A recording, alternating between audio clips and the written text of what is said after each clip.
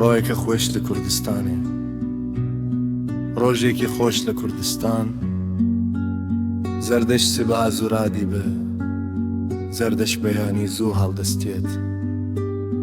ئەو پەنچەرەیە بێدیکی و دەبێژە ڕۆژ باش کوردستان. ئەو پەنجەرە کە دەکاتەوە و دەڵێت ڕۆژ باش کوردستان. ڕۆژ دبرکە و هەوای گون پر پاکژە، خۆر دەدرەوشێتەوە و هەوای گون زۆر پاکە. ئەو دچێمەت بەخێ و دایکە وی تەشتێ ئەمەدەدکە، ئەو دەچێتە چێشتخانە و دایکی تێشت ئامادە دەکات.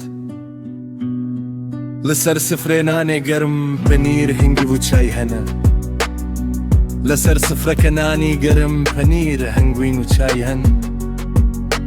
زەردەش تاشتێ دیفو دبێژە دەستێن تە ساخ بندایە، زەردەشت تێش دەخوات و دەڵێت دەستت خۆش بێت دایە. پشتی تاشتێ زەردەش دچنە باخچێ چێم جیرانێ خۆشەلەمۆ، دوای تێشت زەردەشت دەچێتە ناو باخچەکە بۆ لای دراوسێکەی شەلەمۆ. شەلەم و کوردێکی جوهوێ و ئەو هەردوو دۆستێن هەئن، شەلەم و کوردێکی جووە و ئەو دوانە دۆستی یەکترم.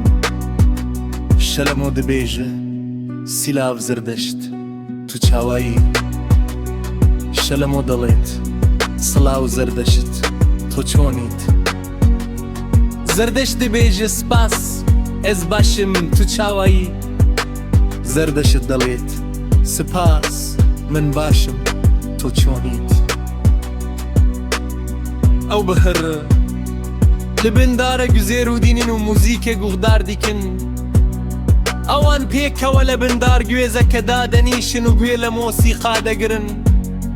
موزیکەوان مینە براتی ئەوان شیرینێ، مۆسیقاکەیان وەک بڕایەتیان شیرینە.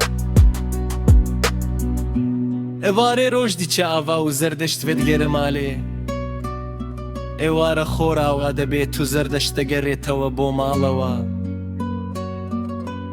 ئەو دەبێژە ژیان لە کوردستان پڕ ئارام و خۆشە،